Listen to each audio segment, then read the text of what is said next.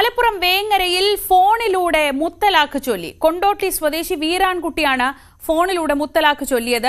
1.5 വർഷം മുൻപായിരുന്നു വീരാൻകുട്ടിയും യുവതിയും തമ്മിലുള്ള വിവാഹം. യുവതിയുടെ കുടുംബം നൽകിയ സ്വർണം തിരികെ നൽകിയില്ല എന്നും പരാതിയുണ്ട്.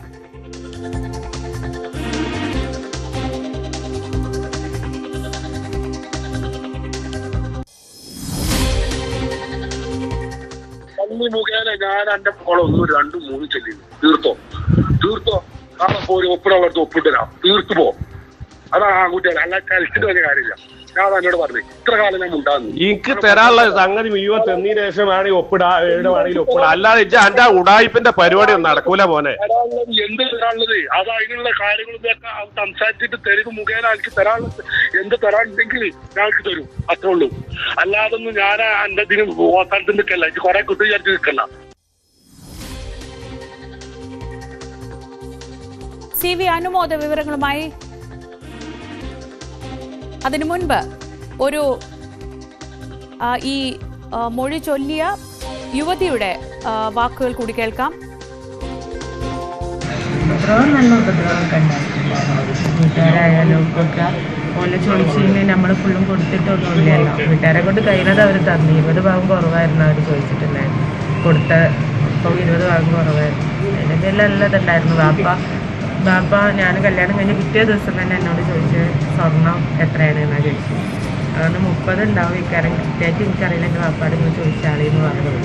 പിന്നെ കോയിൻസ് ഉണ്ടാകുന്ന ചോദിച്ചു. അപ്പം പറഞ്ഞാൽ അതൊന്നും എനിക്കറിയില്ല, കോയിൻസ് ഒന്നും ഇല്ല എന്നും പറഞ്ഞു. ഞാൻ എൻ്റെ പണിയെടുക്കാൻ പോയി. പിന്നെ അവർ സ്വർണ്ണം ഊരിച്ച് വാങ്ങി ഉമ്മാൻ്റെ അടുത്ത് കൊടുത്തു. പിന്നെ തന്നിട്ടില്ല. പിന്നെ ഹോസ്പിറ്റലിൽ നിന്നാണ് എൻ്റെ മഹർ ഊരി വാങ്ങുന്നത്. പിന്നെ ഒന്നുമില്ല, മഹർ ഊരി വാങ്ങി. CV അനുമോദ വിവരങ്ങളുമായി. അനുമോദ്, ഇന്ത്യയിലെ നിയമ സംവിധാനങ്ങൾ കുറ്റകരമാക്കിയ ഒരു കാര്യമാണ് മുത്തലാഖ്. ഭരണഘടന കുറ്റകരമായി പ്രഖ്യാപിച്ച ഒരു കാര്യമാണ്. എന്നിട്ടും അത് നിർബാധം തുടരുന്നതിന്റെ സൂചനകളാണ് നമുക്ക് കേൾക്കുന്നത്. ഈ സംഭവത്തിൽ എന്താണ് ഉണ്ടായിട്ടുള്ളത്? എന്താണ് ഇവരുടെ പരാതി? ഇവരിപ്പോൾ പോലീസിൽ പരാതി നൽകിയിട്ടുണ്ടോ? ഈ വീരാൻകുട്ടിയുടെ പ്രതികരണം, അല്ലെങ്കിൽ പോലീസ് ഈ വിഷയം അന്വേഷിക്കുന്നുണ്ടോ?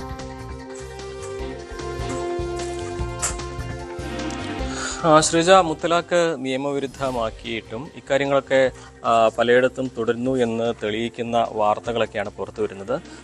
ഇതിപ്പോൾ കഴിഞ്ഞ ദിവസമാണ് ഈ സംഭവവുമായി ബന്ധപ്പെട്ട വിവരങ്ങൾ പുറത്തു വന്നിരിക്കുന്നത്. കൊണ്ടോട്ടി സ്വദേശിയായ വീരാൻകുട്ടിക്കെതിരെയാണ് പെൺകുട്ടിയുടെ കുടുംബം ഈ ഒരു പരാതി ഉന്നയിച്ചിരിക്കുന്നത്. നമ്മൾ ആ ശബ്ദ സന്ദേശത്തിൽ, അല്ലെങ്കിൽ റെക്കോർഡ് ചെയ്ത ശബ്ദത്തിൽ കേട്ടതാണ് അയാൾ മുത്തലാഖ് ചൊല്ലുന്നത്. ഇതുമായി ബന്ധപ്പെട്ട് പെൺകുട്ടിയുടെ കുടുംബം പറയുന്നത് ഇപ്രകാരമാണ്. ഇവർ ഏകദേശം ഒരു 45 ദിവസം മാത്രമാണ് ഒരുമിച്ചുണ്ടായിരുന്നത്. കഴിഞ്ഞ വർഷമായിരുന്നു ഇവരുടെ വിവാഹം. തുടർന്ന് ഈ യുവതിക്ക് ആരോഗ്യ പ്രശ്നങ്ങളുണ്ടെന്ന് പറഞ്ഞ് യുവതിയെ വീട്ടിലേക്ക് കൊണ്ടുവന്നാക്കുകയായിരുന്നു. അപ്പോഴേക്കും യുവതി ഗർഭിണിയായിരുന്നു. ഇപ്പോൾ കുട്ടിക്ക് ഒരു വയസ്സ് ആവുന്നേ ഉള്ളൂ പെൺകുട്ടിക്ക്, ഈ യുവതി ജന്മം നൽകിയ പെൺകുട്ടിക്ക്. ഇതുവരേക്കും ഭർത്താവിൻ്റെ കുടുംബം അവരെ സ്വീകരിക്കുവാനോ കൊണ്ടുപോകാനോ തയ്യാറായിട്ടില്ല. വിവാഹ സമയത്ത് നൽകിയ സ്വർണ്ണാഭരണങ്ങൾ ഏകദേശം ഒരു 30 പവനോളം ഉണ്ടാവും എന്നാണ് ഈ കുടുംബം പറയുന്നത്. ആ സ്വർണ്ണാഭരണങ്ങളും തിരിച്ചു നൽകാൻ ഈ വീരാൻകുട്ടിയുടെ കുടുംബം തയ്യാറായിട്ടില്ല. ഒരു തരത്തിലും ഈ യുവതി സ്വീകരിക്കുവാനോ ഒരു കുഞ്ഞുണ്ടായിട്ട് പോലും ആ കുഞ്ഞിന് വേണ്ട കാര്യങ്ങൾ കൊടുക്കുവാനോ ഇവർ തയ്യാറായിട്ടില്ല എന്നാണ് പറയുന്നത്. ഈ ഘട്ടത്തിലാണിപ്പോൾ ഫോൺ വഴി 3 തവണ മുത്തലാഖ് ചൊല്ലി ഇവർ ബന്ധം വേർപിരിയുന്നതായിട്ടും ഇയാൾ പറഞ്ഞിരിക്കുന്നത്. എന്നാണെങ്കിലും ഇത് സംബന്ധിച്ച് വേങ്ങര പോലീസിന് പരാതി ലഭിച്ചിട്ടില്ല. ഇവർ വനിതാ കമ്മീഷനെയാണ് സമീപിച്ചിരിക്കുന്നത്. വനിതാ കമ്മീഷന് മുമ്പിൽ ഇവർ പരാതി നൽകിയിട്ടുണ്ടെന്നാണ് ഈ കുട്ടിയുടെ പിതാവ് അല്പസമയം മുമ്പ് സംസാരിച്ചപ്പോൾ വ്യക്തമാക്കിയത്. തുടർന്ന് വനിതാ കമ്മീഷൻ നിർദ്ദേശപ്രകാരം ഒരു പക്ഷേ പോലീസിലേക്ക് ഇതെത്തുകയും പോലീസ് അന്വേഷിക്കുകയും ചെയ്യും. ഇത് മലപ്പുറം ജില്ലയിൽ ആദ്യമായിട്ടല്ല ഇത്തരത്തിലുള്ളൊരു ഫോൺ വഴിയുള്ള മുത്തലാഖ് പരാതിയായിട്ട് ഉയരുന്നത്. കഴിഞ്ഞ കുറച്ച് മാസങ്ങളായിട്ട് പല സ്റ്റേഷനുകളിലും ഇത്തരത്തിലുള്ള പരാതികൾ വരുന്നുണ്ട്. അത് ഈ പറയുന്ന നിയമപ്രകാരം പോലീസ് കേസെടുക്കുകയും ചെയ്യുന്നുണ്ട്. നിലവിൽ വനിതാ കമ്മീഷൻ മുമ്പിലാണ് ഈ യുവതിയുടെ കുടുംബം പരാതിയുമായി എത്തിയിട്ടുള്ളത്. ശരി, ഈ പെൺകുട്ടി തന്നെ ഇപ്പോൾ നമ്മളോടൊപ്പം ടെലിഫോൺ ലൈനിലുണ്ട്. വളരെ ഖേദകരമായൊരു കാര്യമാണ് നടന്നിട്ടുള്ളത്. പക്ഷേ നമ്മുടെ നാട്ടിൽ ഇതൊക്കെ നിയമപരമായി തെറ്റാണ്. മുത്തലാഖ് ചൊല്ലുന്നതൊക്കെ തെറ്റാണെന്ന് ശിക്ഷാർഹമായ കുറ്റമാണ്. അപ്പോൾ ഈ വിഷയത്തിൽ നിങ്ങളിപ്പോൾ പരാതി കൊടുത്തല്ലോ, എന്താണ് ഇങ്ങനൊരു പ്രകോപനം? ഇതിപ്പോൾ കല്യാണം കഴിഞ്ഞ ആകെ 11 മാസമല്ലേ ആയുള്ളൂ. തുടക്കം തൊട്ടേ ബുദ്ധിമുട്ടുകൾ ഉണ്ടായിരുന്നോ? ഇയാളുടെ പെരുമാറ്റം ഇങ്ങനെയൊക്കെ തന്നെ ആയിരുന്നോ? ഹലോ, കേൾക്കാമോ? ഞാൻ ചോദിച്ചത് കേൾക്കാമോ? ഒന്നുകൂടി ചോദിക്കോ, കേട്ടില്ല. ഞാൻ ചോദിച്ചത്, ഇത് മുത്തലാഖ് ചൊല്ലുക എന്നൊക്കെ പറയുന്നത് തെറ്റാണ്, നിയമപരമായി തെറ്റാണ്, ശിക്ഷാർഹമായ കുറ്റമാണ്. ഇത് അറിയുന്നുണ്ടാവില്ല. നിങ്ങളിപ്പോൾ എന്തായാലും പോലീസിൽ പരാതി നൽകിയല്ലോ. ഇത് ഇപ്പം ഇത്രയേ ആയുള്ളൂ, കല്യാണം കഴിഞ്ഞിട്ട് 11 മാസമേ ആയുള്ളൂ. തുടക്കം തൊട്ടേ ഇങ്ങനെ ആയിരുന്നോ ഇവരുടെ ഒരു പെരുമാറ്റമൊക്കെ? ഇയാളുടെ വീട്ടുകാരുടെയൊക്കെ ഒരു സഹകരണമൊക്കെ ഉണ്ടായിരുന്നോ? വീട്ടുകാരെന്ന് പറഞ്ഞാല് നമ്മള് സ്വർണത്തിനെ പറ്റിയിട്ട് അവരെപ്പോഴും നമ്മളോട് ഒരു കർക്കശം പിടിച്ചിട്ട് തന്നെ ആയിരുന്നു. ചിലവർ 50 പവൻ ചോദിച്ചിട്ടുണ്ടായിരുന്നു നമ്മളോട്. അപ്പൊ നമ്മൾക്ക് 30 പവനെ എന്റെ വീട്ടുകാർക്ക് എനിക്ക് തരാൻ പറ്റുള്ളൂ. അപ്പോ അതിനെ പറ്റി അവരെപ്പോഴും നമ്മളോട് ഇങ്ങനെ ഓരോന്ന് പറയലുണ്ടായിരുന്നു. ആരൊക്കെയാ അവിടെ ഉള്ളത്? അവരുടെ വീട്ടിൽ ആരൊക്കെയാ ഉള്ളത്? വീട്ടില് ഉമ്മയും ഉപ്പയും പിന്നെ ഒരു പെങ്ങളെ 2 അനിയന്മാരൊക്കെയാണ് ഉള്ളത്. പക്ഷെ പെങ്ങളും അനിയന്മാരൊന്നും കുഴപ്പമില്ല. ഉപ്പയും ഉമ്മയും മൂപ്പരുമാണ് നമ്മളെ ഇട്ട് ഇടങ്ങാറാക്കിയതും ഒക്കെ ചെയ്തിട്ടുണ്ടായിരുന്നത്. അപ്പോ ഇത് മുത്തലാഖ് ചൊല്ലി എന്ന് പറഞ്ഞത് രാത്രി ഒരു 10:30 ഒക്കെ ആയ സമയത്താണ് ഉപ്പാനോട് വിളിച്ചിട്ട് പറഞ്ഞത്. ഉപ്പാനോട് ആദ്യം ഉപ്പാനെ കുറെ വഴക്ക് പറഞ്ഞു, നിങ്ങളെ കുഞ്ഞിന് അസുഖമുള്ളതാണെന്ന് പറഞ്ഞാണ് കുറെ വഴക്ക് പറഞ്ഞതിന്റെ ശേഷമാണ് ഉപ്പാനോട് പറഞ്ഞത് 1, 2, 3 ഞാൻ ചൊല്ലി എന്നൊക്കെ പറഞ്ഞിട്ടുണ്ടായിരുന്നത്. ഇത് ഈ പ്രശ്നം ഇപ്പൊ ഇങ്ങനെ ഒരു ഫോണിലൂടെ വിളിച്ച് ഇങ്ങനെ ഒരു മുത്തലാഖ് ചെല്ലാനുണ്ടായ ഒരു സാഹചര്യം എന്തായിരുന്നു? ഇവിടെ സ്വന്തം വീട്ടിലാണോ നിന്നിരുന്നത്? അവരുടെ വീട്ടിലല്ലേ ഉണ്ടായിരുന്നേ? അല്ലല്ല, ഞാന് പ്രഗ്നന്റ് ആണെന്ന് അറിയുന്നത്. ഞാന് കഴിഞ്ഞ 2023 ജൂലൈ 9 എന്റെ കല്യാണം കഴിഞ്ഞത്. കല്യാണം കഴിഞ്ഞ് ഒരു മാസം 10 ദിവസമാണ് മൂപ്പരെ വീട്ടിൽ നിന്നിട്ടുള്ളൂ.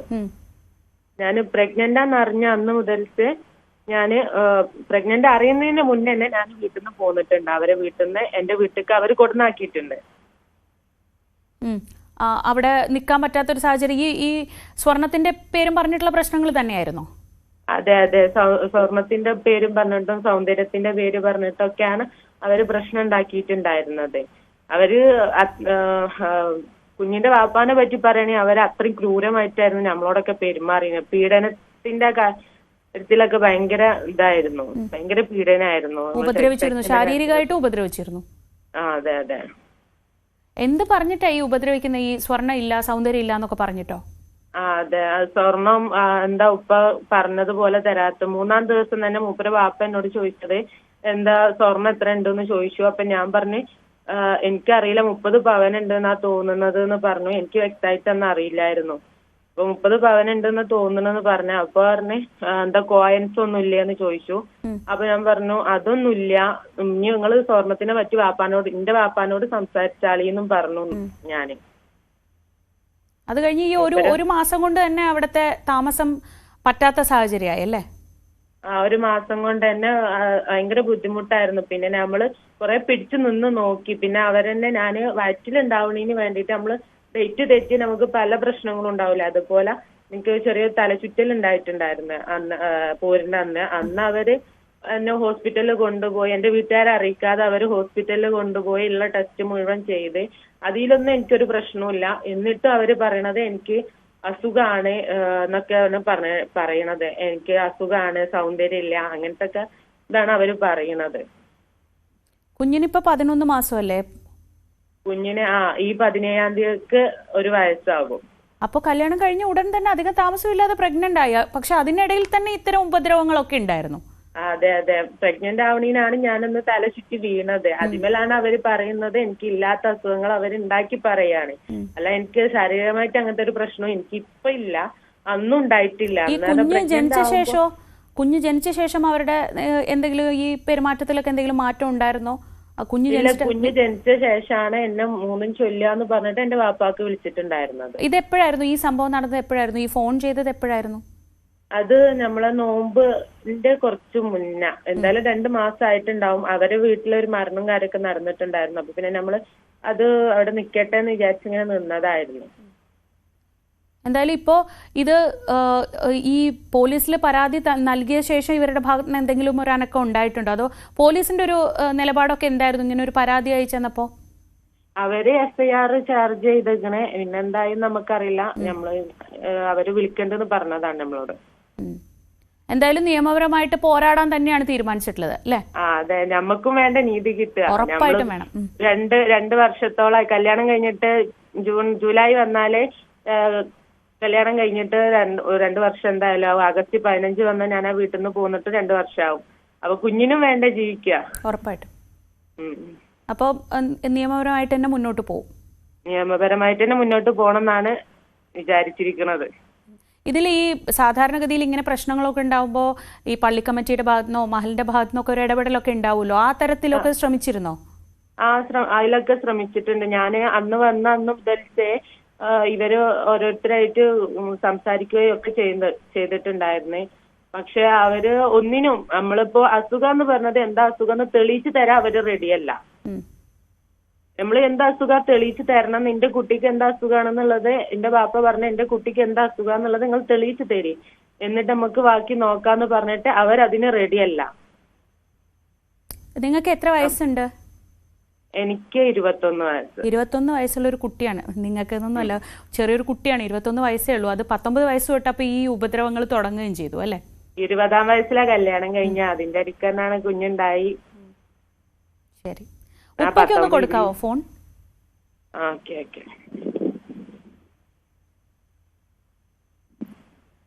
കേൾക്കാമോ? കേൾക്കാമോ? കേൾക്കാവോ? അതായത് ഈ സ്വർണം പോരാ, സൗന്ദര്യം പോരാ, ഈ കുട്ടിയെ ഒഴിവാക്കാൻ തന്നെയാണെന്ന് തുടക്കം തൊട്ട് ഇയാൾ ശ്രമിച്ചിരുന്നത്. അതിന്റെ ഭാഗമായിട്ടാണോ ഇപ്പൊ അതോ വേറെ വല്ല പ്രകോപനത്തിന്റെ പുറത്ത് പെട്ടെന്ന് കയറി ഒരു മുത്തലാഖ് പറഞ്ഞ് ഒഴിവാക്കുക, അങ്ങനെ എന്താണ് തോന്നുന്നത്? താങ്കൾക്ക് എന്താണ് തോന്നുന്നത്? എനിക്ക് ഫസ്റ്റ് തന്നെ അവർ പറഞ്ഞ അവർക്ക് ഒഴിവാക്കണം, അതായത് സൗന്ദര്യത്തിന്റെ നമുക്ക് തോന്നിയത് അങ്ങനെയാണ്. പക്ഷെ അവർ ഒന്നും തുറന്നു പറയുന്നു, വിട്ടു പറയുന്നില്ല. നമ്മൾ തുടക്കത്തിൽ തന്നെ പല ആൾക്കാരോട് ബന്ധപ്പെട്ടിട്ടും ഒക്കെ നമുക്ക് തോന്നിയത് അതങ്ങനെയാണ്. ഇയാൾക്ക് എന്താണ് ജോലി? അത്യാവശ്യം വിദ്യാഭ്യാസമൊക്കെ ഉള്ള ആളാണോ? ഈ മുത്തലാഖ് ഒരു നിയമവിരുദ്ധമായ കാര്യമാണെന്നും ശിക്ഷ കിട്ടുന്ന കാര്യമാണെന്നൊന്നും അറിയുന്ന ആളല്ലേ? എന്തോ നമുക്കറിയില്ല. നമുക്ക് ആകെ എത്ര 40-40 ദിവസത്തെ പരിചയമല്ലേ ഉള്ളൂ അവരെ. അപ്പൊ നമുക്ക് അവരുടെ വിദ്യാഭ്യാസം എന്താന്നുള്ളതും കൂടുതൽ ലോകത്ത് ഇങ്ങനെ സ്കൂൾ പഠിച്ചിരിക്കണം, മദ്രസ പഠിച്ചിരിക്കണം, അങ്ങനെ നമ്മൾ അന്വേഷിച്ചിട്ടല്ല നമ്മൾ കല്യാണം ആലോചിച്ചിട്ട് അത്ര ചെയ്യുള്ളൂ. അല്ലാതെ എത്ര പോയി അങ്ങനെ എന്തെല്ലാം ഉണ്ട് എന്നുള്ളത് നമ്മൾ അന്വേഷിച്ചു അങ്ങനെ കൂടുതൽ അന്വേഷിച്ചിട്ടില്ല. എന്തായാലും നിയമപരമായിട്ട് തന്നെ മുന്നോട്ട് പോകും അല്ലേ? അത്രേ ഉള്ളൂ. നിയമപരമായിട്ട് പറഞ്ഞാൽ നമ്മൾ ഒരുപാട് അവരെ പല കോലത്തിലാക്കിയിട്ടുണ്ട്. അവരൊന്നിനും തയ്യാറാകുന്നില്ല, ഒന്നിനും അടുക്കുന്നില്ല.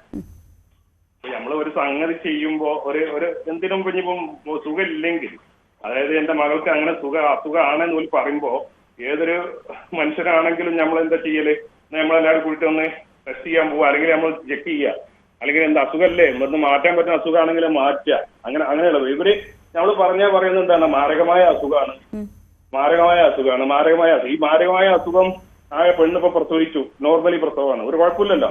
അപ്പൊ ഇതുവരെ അവർക്ക് ഒരു കുഴപ്പമില്ല, ജീവനോളം നടക്കുന്നുണ്ട്. പിന്നെ എങ്ങനെ ഈ മാരകമായ അസുഖം എന്ന് പറഞ്ഞിട്ട് വെറുതെ നമ്മളൊരു മാനപ്പെടുത്തിട്ട് മറ്റുള്ളവരുടെ ഇടയിൽ മോശപ്പെടുത്തുന്ന ഞങ്ങൾക്ക് ജീവിക്കണ്ടേ? തീർച്ചയായിട്ടും ഞങ്ങൾക്ക് നാട്ടിൽ ജീവിക്കേണ്ട മനുഷ്യന്മാരല്ലേ? അപ്പൊ നമ്മളിങ്ങനെ മാനപ്പെടുത്തിയാണ്ട് അത് ഇതല്ലേ? നിങ്ങളുടെ നിയമപരമായ പോരാട്ടത്തിന് എല്ലാ പിന്തുണയും പറയുകയാണ്. കാരണം ഈ നാട്ടിൽ മുത്തലാഖ് നിയമപരമായി നിരോധിച്ച ഒരു കാര്യമാണ്, ശിക്ഷാർഹമായ ഒരു തെറ്റാണ്. അതുകൊണ്ട് തന്നെ ഇത് നിയമത്തിന്റെ വഴിയിലൂടെ നിങ്ങൾക്ക് നീതി കിട്ടട്ടെ എന്ന് ആത്മാർത്ഥമായി ആഗ്രഹിക്കുന്നു. 21 വയസ്സാണ് ആ പെൺകുട്ടിക്ക്.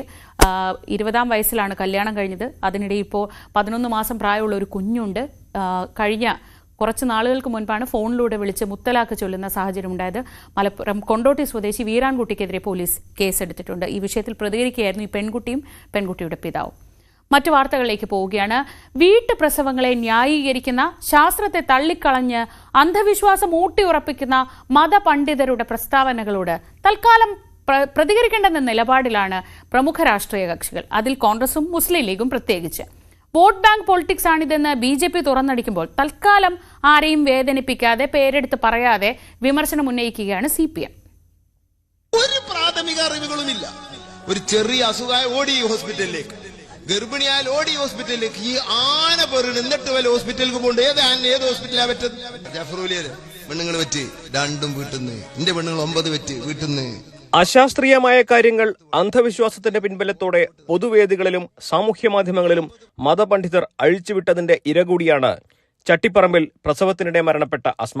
ശാസ്ത്രവിരുദ്ധമായ കാര്യങ്ങൾ, അന്ധവിശ്വാസങ്ങൾ തുടങ്ങിയവ മതത്തിന്റെ പിൻബലത്തിൽ വ്യാഖ്യാനിച്ച് മതപണ്ഡിതർ പ്രചരണം തുടരുന്നതാണ് ഇത്തരം അശാസ്ത്രീയ ചികിത്സകൾക്ക് പിൻബലമാകുന്നതെന്നിരിക്കെ ഇക്കാര്യത്തിൽ ഇപ്പോൾ പ്രതികരിക്കേണ്ട എന്ന നിലപാടിലാണ് മുസ്ലിം ലീഗും കോൺഗ്രസും.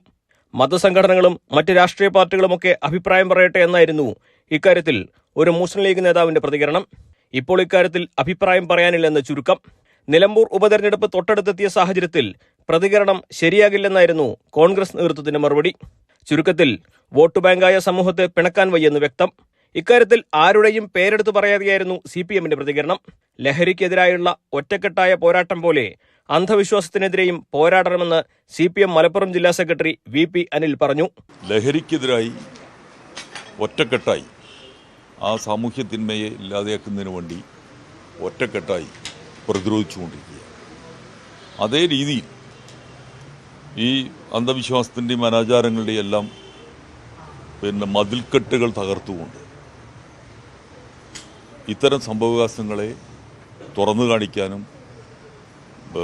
അതിനെ സമൂഹത്തിൽ ഒറ്റപ്പെടുത്തി മുന്നോട്ട് കൊണ്ടുപോകാനും തയ്യാറാവേണ്ടത്. എന്നാൽ പ്രീണനം കാരണമാണ് ഇരു മുന്നണികളും പ്രതികരിക്കാത്തതെന്നും വെള്ളാപ്പള്ളി നടേശൻ ഒരു അഭിപ്രായം പറഞ്ഞപ്പോൾ ആഞ്ഞടിച്ചവർ ഇതൊന്നും കാണുകയും കേൾക്കുകയും ചെയ്യുന്നില്ലെന്ന് BJP ഈസ്റ്റ് ജില്ലാ അധ്യക്ഷൻ PR രശ്മിൽനാഥ് പറഞ്ഞു. മറിച്ച് ഇവിടുത്തെ ചില കാര്യങ്ങൾ യഥാർത്ഥത്തിൽ നടക്കുന്ന ചില കാര്യങ്ങൾ ഏതെങ്കിലും സമുദായ സംഘടനാ നേതൃത്വം പറഞ്ഞു കഴിഞ്ഞാൽ അതിനെതിരെ വാളെടുക്കുന്ന ഒരു രാഷ്ട്രീയക്കാരനെയും ഈ വിഷയത്തിൽ പ്രതികരിക്കാൻ പോലും കാണുന്നില്ല എന്നാണ് യാഥാർത്ഥ്യം. മനുഷ്യജീവന് വില കൽപ്പിക്കാത്ത, സമൂഹത്തിൽ നിന്ന് തുടച്ചു നീക്കേണ്ട അന്ധവിശ്വാസത്തിനും ശാസ്ത്രവിരുദ്ധതയ്ക്കുമെതിരെ നിലപാടെടുക്കാതെ പ്രശ്നത്തിൽ മുഖ്യ രാഷ്ട്രീയ കക്ഷികൾ മൗനം ദീക്ഷിക്കുകയും അഴകുഴമ്പൻ നിലപാടെടുക്കുകയും ചെയ്യുമ്പോൾ എന്താണ് ഇക്കാര്യത്തിൽ ഇവരുടെ ആത്മാർത്ഥത ആരും ചോദിച്ചു പോകും. ന്യൂസ് 18 മലപ്പുറം. മുഖ്യമന്ത്രി വരുന്നത് പ്രമാണിച്ച് ആലപ്പുഴ ബീച്ചിലെ ചെറുകിട കച്ചവടക്കാർക്ക് കട തുറക്കാൻ വിലക്ക്. കട തുറക്കരുതെന്ന് കാണിച്ച് കച്ചവടക്കാർക്ക് പോലീസ് നോട്ടീസ് നൽകി. തുറമുഖ വകുപ്പിൽ പണമടച്ച് ലൈസൻസ് എടുത്ത് പ്രവർത്തിക്കുന്നവരാണ് ഇവിടെയുള്ള 100-ലധികം വരുന്ന ചെറുകിട കച്ചവടക്കാർ. ആദ്യം ചില കടകൾക്ക് മാത്രമായിരുന്നു വിലക്ക്, പിന്നീട് മുഴുവൻ കടകളും തുറക്കരുതെന്ന് നിർദ്ദേശിക്കുകയായിരുന്നു. കടുത്ത പ്രതിഷേധത്തിലാണ് ഇവിടുത്തെ ചെറിയ കച്ചവടക്കാർ. നമ്മൾ ബഹുമാനിക്കുകയും നമ്മൾ ആരാധിക്കുകയും ചെയ്യാൻ നമ്മുടെ മുഖ്യമന്ത്രിയുടെ ഒരു പരിപാടി, ഞങ്ങളെപ്പോലത്തുള്ള തൊഴിലാളികളുടെ കൂടെ നിൽക്കുന്ന ഞങ്ങളുടെ മുഖ്യമന്ത്രി ഇങ്ങനൊരു കാര്യം അറിഞ്ഞിട്ടുണ്ടോ ഇല്ലെന്ന് നമുക്കറിയില്ല. പക്ഷെ എന്നാലും ഇതിൽ പരം നമ്മൾക്ക് എന്തെങ്കിലും 10 പൈസ കിട്ടുന്നൊരു മാർഗ്ഗമായിരുന്നു. പ്രതീക്ഷയോട് കാത്തിരുന്ന ഒരു ദിവസമായിരുന്നു. അപ്പോൾ പെട്ടെന്നുള്ളൊരു രാത്രി 8:45 ഇതേപോലെ ഒരു പേപ്പർ വന്നിട്ട് കടകളെല്ലാം അടച്ച് പ്രവർത്തിക്കണം, എല്ലാവരും സഹകരിക്കണമെന്ന് പറഞ്ഞിരിക്കണം. ഞങ്ങളുടെ സഖാവ് എന്ത് പറ്റി ഇങ്ങനൊരു തീരുമാനം എടുക്കാമെന്ന് ചോദിച്ചാൽ ഞങ്ങൾക്കൊരു ഉത്തരവില്ല. കാര്യം ഞങ്ങൾ ആദരിക്കുകയും ബഹുമാനിക്കുകയും ചെയ്യുന്ന ഞങ്ങളുടെ മന്ത്രി വളരെ ക്രൂരമായ ഒരു പ്രവൃത്തിയാണ് കാണിച്ചിരിക്കുന്നത്. ഞങ്ങളുടെ മുഖ്യമന്ത്രി ഞങ്ങൾ അത്രയേറെ വിശ്വസിച്ചിട്ടാണ് ഞങ്ങൾ ഈ പ്രവർത്തനം മുന്നോട്ട് കൊണ്ടുപോയി. പക്ഷേ ഇങ്ങനൊരു അടി, പുറകിൽ നിന്നുള്ളൊരടി ഞങ്ങൾ പ്രതീക്ഷിച്ചിട്ടില്ല. അതാണ് ഞങ്ങളുടെ ഏറ്റവും വലിയ സങ്കടം. കാര്യം ഭാര്യയും മക്കളുമായിട്ടൊക്കെ വന്ന് ഉപജീവനം നടത്തുകയും അതേപോലെ തന്നെ 2 തൊഴിലാളികൾക്ക് ഡെയിലി ശമ്പളം കൊടുത്ത് അവരുടെ എല്ലാം അന്നമാണ് ഈ നടക്കുന്ന ബീച്ചിലുള്ള വരുമാനം. പക്ഷെ അതിൽ നിന്ന് ഇങ്ങനൊരു പ്രവർത്തനം ഉണ്ടാവും ഞങ്ങൾ സ്വപ്നത്തിൽ പോലും വിചാരിച്ചില്ല.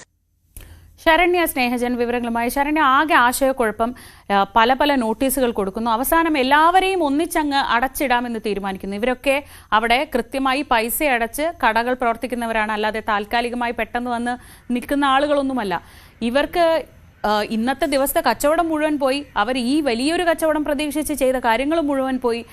ഇവർ എന്തെങ്കിലും ഔദ്യോഗികമായൊരു വിശദീകരണം, എന്തിനാണ് ഈ കടക്കാരെ വിലക്കുന്നത്, ഇത്ര അധികം ആളുകൾ വരുന്ന ഒരു സ്ഥലത്ത്, അങ്ങനെ എന്തെങ്കിലും കിട്ടുന്നുണ്ടോ നമുക്ക്?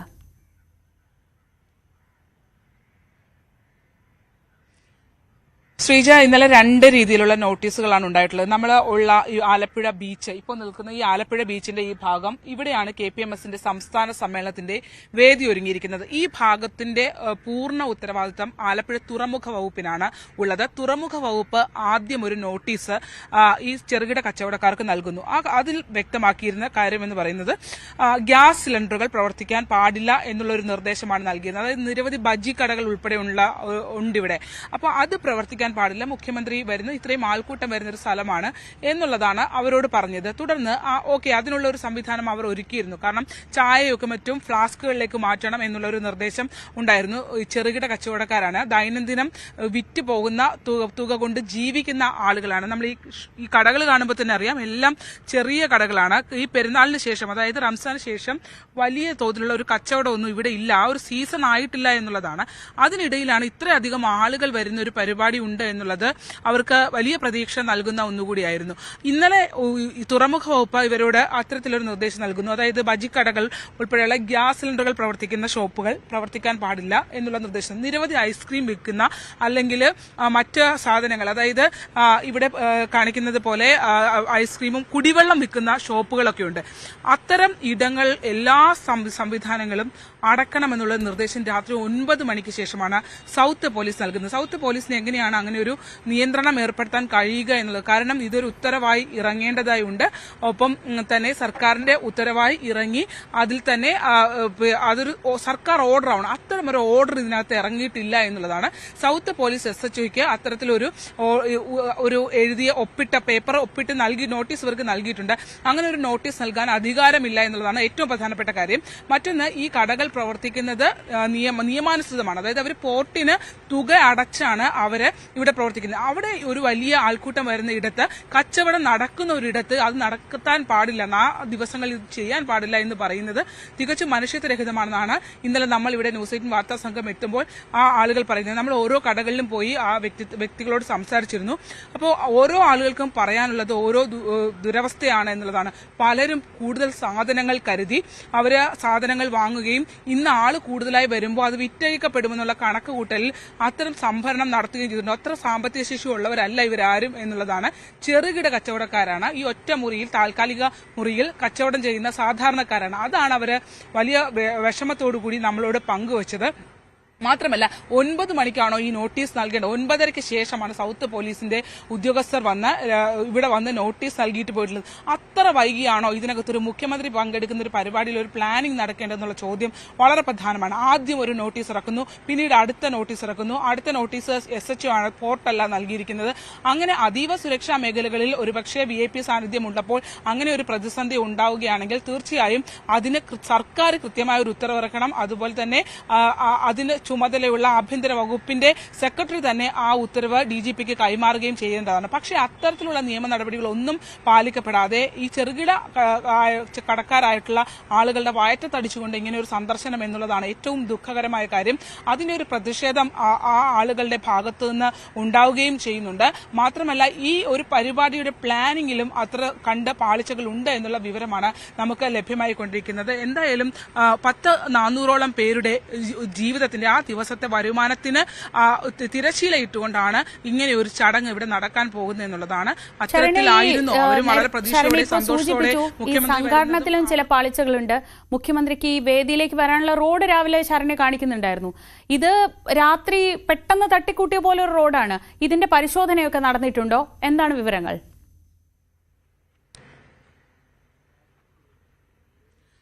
ശ്രീജ, ഇത് മൊത്തത്തിലൊന്ന് പാളി നിൽക്കുന്ന ഒരു സംഘടനമാണെന്ന് പറയാം. നമ്മൾ ഈ ദൃശ്യങ്ങൾ കണ്ട ഇതാണ് മുഖ്യമന്ത്രി കയറേണ്ട സ്റ്റേജ്. ഇതാണ്. ഇവിടെ നിന്ന് അദ്ദേഹത്തിന് ആരോഗ്യപരമായ പ്രശ്നങ്ങളൊക്കെ ഉള്ളതാണ്.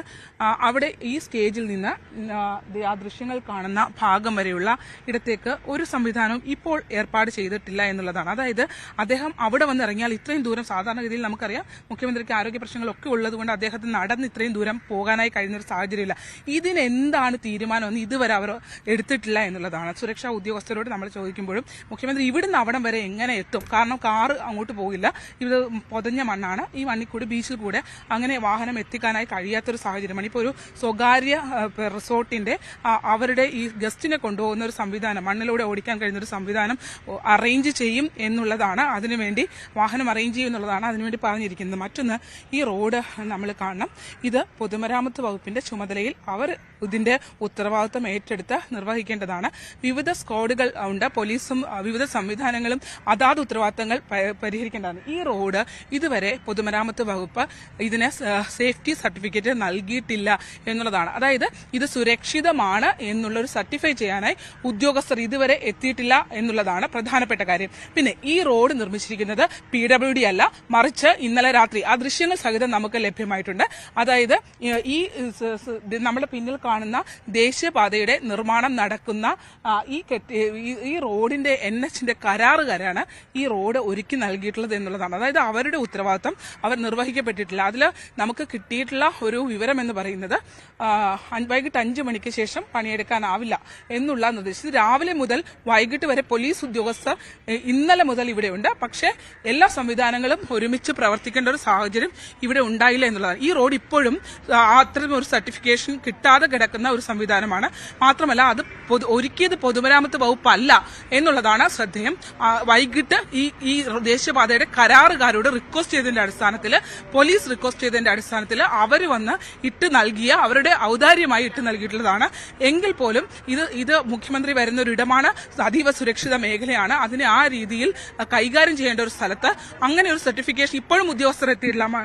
സമയത്രേ 9:27 ഇതുവരെ എത്തിയില്ല. 10 മണിക്ക് ശേഷം അവർ പ്രവർത്തിക്കത്തുള്ളൂ എന്നാണ്. ഇനി അവർ വന്നിട്ട് ഇത് പറ്റില്ല എന്ന് പറഞ്ഞ് ഇതെങ്ങനെയാണ് ഇത് ബാക്കിയുള്ള കാര്യങ്ങൾ ചെയ്യാനാവുക എന്നുള്ളത് അറിയത്തില്ല. എന്തായാലും അതൊന്നും ഉറപ്പില്ലെങ്കിലും അവിടുത്തെ ബീച്ചിലെ തുറമുഖ വകുപ്പിൽ പണം അടച്ച് പ്രവർത്തിക്കുന്ന കച്ചവടക്കാരുടെ കട പൂട്ടിക്കണം എന്ന കാര്യത്തിൽ എന്തായാലും ഒരു ഉറപ്പുണ്ട്. ഈ 120 കടക്കാർ, ചില കടകളിലൊക്കെ വെറും വെള്ളം മാത്രം വിൽക്കുന്ന കടകളാണ്, ചിലർ ഐസ്ക്രീം വിൽക്കുന്ന ചെറിയ തട്ടുപോലത്തെ സ്ഥലങ്ങളാണ്. എന്തായാലും അവരാരും അവിടെ വേണ്ട, അവർ സുരക്ഷയ്ക്ക് ഭീഷണിയാണ്. അതുകൊണ്ട് ആ കടകൾ മുഴുവൻ അടപ്പിച്ചേക്കാം എന്ന കാര്യത്തിൽ എന്തായാലും നേരത്തെ തന്നെ തീരുമാനമായി. പക്ഷേ മുഖ്യമന്ത്രിക്ക് അങ്ങോട്ട് എത്താനുള്ള വഴി എന്താണെന്നുള്ള കാര്യം ഇനിയും ആലോചിക്കുന്നതേ ഉള്ളൂ. ആലോചിക്കട്ടെ, സമയമുണ്ടല്ലോ. എന്തായാലും വലിയ രീതിയിലുള്ള സുരക്ഷാ പാളിച്ചുണ്ട്. ഒപ്പം കച്ചവടക്കാരെ വയറ്റത്ത് അടിച്ചുകൊണ്ട് അവരുടെ ഭാഗത്ത് വലിയ പ്രതിഷേധത്തിനിടയാക്കുന്ന സജ്ജീകരണങ്ങളാണ് ഇപ്പോൾ ഇന്ന് ആലപ്പുഴയിൽ KPMSന്റെ പരിപാടിക്ക് മുഖ്യമന്ത്രി എത്തുമ്പോൾ അവിടെ നടക്കുന്നത്. ഇടവേളയ്ക്ക് ശേഷം മടങ്ങിയെത്താം.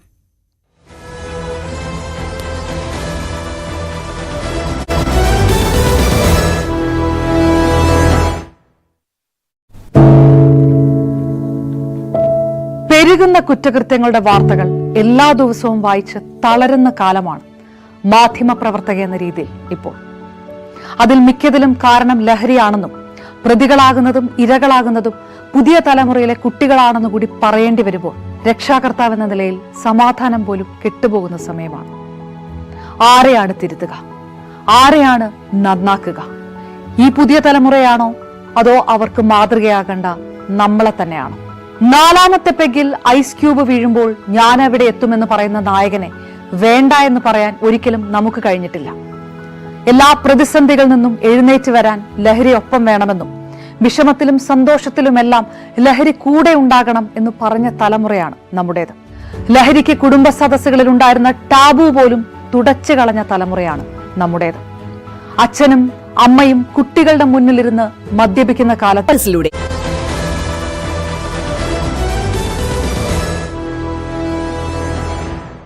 തഹാവൂർ റാണയ്ക്കെതിരെ തെളിവുകൾ ഹാജരാക്കിയ NIA ഡേവിഡ് കോൾമാൻ ഹെഡ്ലിക്ക് അയച്ച ഇമെയിലുകളാണ് കോടതിയിൽ ഹാജരാക്കിയത്. റാണയെ NIA കസ്റ്റഡിയിൽ വിട്ടു. NIAയുടെ കസ്റ്റഡിയിൽ വിട്ടിരിക്കുകയാണ്. വിവരങ്ങളുമായി VR കാർത്തിക്, ന്യൂസ് ഡെസ്കിൽ നിന്ന്. കാർത്തിക്, ഇന്ത്യയെ സംബന്ധിച്ചിടത്തോളം ഏറ്റവും വലിയൊരു നയതന്ത്ര വിജയമായിട്ടൊക്കെയാണ് തഹാവൂർ റാണയെ പോലെയൊരു വലിയ ഭീകരനെ ഇന്ത്യയിലേക്ക് തിരികെ എത്തിക്കുന്നത് കരുതുന്നത്. പക്ഷേ അവിടെ അപ്പോൾ കൃത്യമായ തെളിവുകൾ ഉണ്ടാവണം. ഏത് സാഹചര്യത്തിലാണ് ഇത്രയും വലിയൊരു നിയമ പോരാട്ടത്തിലേക്ക് ഇന്ത്യ പോയത് എന്നതൊക്കെ തെളിയിക്കേണ്ടതുണ്ട്. എന്തൊക്കെ പ്രധാനപ്പെട്ട രേഖകളാണ് NIA ഇപ്പോൾ ഹാജരാക്കുന്നത്? ഇപ്പോൾ റാണ എവിടെയാണുള്ളത്? എന്തൊക്കെ സജ്ജീകരണങ്ങൾ, ഈ സുരക്ഷയുമായി ബന്ധപ്പെട്ടൊക്കെ എന്തൊക്കെ സജ്ജീകരണങ്ങൾ ഇപ്പോഴുണ്ട്? ശ്രീജ, ദില്ലിയിലെ NIA ആസ്ഥാനത്ത് അതീവ സുരക്ഷാ പ്രാധാന്യമുള്ള സെല്ലിലാണ് ഇപ്പോൾ തഹാവൂർ ഹുസൈൻ റാണ ഉള്ളത്. 18 ദിവസത്തേക്കാണ് അദ്ദേഹത്തെ കസ്റ്റഡിയിൽ വിട്ടിരിക്കുന്നത്. ഇന്നലെ പുലർച്ചെ 2:30 വരെ ഈ നിയമ നടപടികൾ നീണ്ടിരുന്നു. ദില്ലിയിലെ പ്രത്യേക NIA കോടതിയാണ് അദ്ദേഹത്തെ 18 ദിവസത്തെ കസ്റ്റഡിയിൽ വിട്ടത്. NIA 20 ദിവസത്തെ കസ്റ്റഡിയാണ് ആവശ്യപ്പെട്ടത്. മുംബൈ ഭീകരാക്രമണവുമായി ബന്ധപ്പെട്ട് ഇതിന്റെ ആസൂത്രണം സംബന്ധിച്ച പൂർണ്ണ വിവരങ്ങൾ പുറത്തു കൊണ്ടുവരാൻ കസ്റ്റഡിയിൽ ചോദ്യം ചെയ്യേണ്ടതുണ്ട് എന്നതായിരുന്നു NIAയുടെ പ്രധാന വാദം. ഇത് കോടതി അംഗീകരിക്കുകയായിരുന്നു. നേരത്തെ അദ്ദേഹത്തിന് നിയമസഹായം നൽകണം എന്നൊരു ആവശ്യം മുന്നോട്ട് വെച്ചിരുന്നു. ഇതനുസരിച്ച് ലീഗൽ സർവീസ് അതോറിറ്റിയുടെ ഒരു അഭിഭാഷകനെ അദ്ദേഹത്തിനായി നിയോഗിച്ചു. അദ്ദേഹം തഹാവൂർ റാണയുമായി സംസാരിച്ചു. അദ്ദേഹത്തിന് വേണ്ടി അദ്ദേഹത്തിന്റെ വാദമുഖങ്ങൾ കോടതിയിൽ ഉന്നയിക്കുകയും ചെയ്തു. എന്തായാലും 17 വർഷം നീണ്ട വ്യവഹാരങ്ങൾക്കും അതോടൊപ്പം തന്നെ നയതന്ത്ര ഇടപെടലുകൾക്കും ശേഷം ഇപ്പോൾ തഹാവൂർ റാണ NIAയുടെ ചോദ്യമുനയിലേക്ക് വരുന്നു എന്നതാണ് ഏറ്റവും നിർണായകം. ഡേവിഡ് കോൾമാൻ ഹെഡ്ലിയുമായി 2008-2009 കാലയളവിലൊക്കെ അദ്ദേഹത്തിന് അടുത്ത ബന്ധമുണ്ടായിരുന്നു. മുംബൈ ഭീകരാക്രമണത്തിന് എല്ലാ ആസൂത്രണവും നടത്താൻ ഹെഡ്ലിയെ സഹായിച്ചത് റാണയാണ് എന്ന തരത്തിൽ വിവരങ്ങൾ നേരത്തെ തന്നെ പുറത്തു വന്നിട്ടുണ്ട്. അമേരിക്ക ഇരുവരെയും അറസ്റ്റ് ചെയ്യുമ്പോൾ തന്നെ FBI കൈവശം ഇരുവരും തമ്മിൽ ആശയവിനിമയം നടത്തിയതിന്റെ തെളിവുകൾ ഉണ്ടായിരുന്നു. ഇതടക്കമുള്ളവ നേരത്തെ NIA സംഘം അമേരിക്കയിലെത്തുകയും അതിന്റെ വിവരങ്ങൾ ശേഖരിക്കുകയും ചെയ്യുന്നു. 2016 ഡേവിഡ് കോൾമാൻ ഹെഡ്ലിയെ മുംബൈ കോടതി വീഡിയോ കോൺഫറൻസിലൂടെ വിചാരണ ചെയ്യുമ്പോൾ അദ്ദേഹം റാണയുടെ സഹായത്തോടെയാണ് എല്ലാ കാര്യങ്ങളും ചെയ്തത് എന്നതടക്കമുള്ള ഏറ്റുപറച്ചിലുകളും നടത്തുകയുണ്ടായി. സ്വാഭാവികമായും അത് സംബന്ധിച്ച തെളിവുകളാണ്, അത് വെച്ചുകൊണ്ടുള്ള തെളിവുകളായിരിക്കും ഇന്ന് റാണയുടെ ചോദ്യം ചെയ്യൽ NIA പ്രധാനമായും ചോദിക്കുക.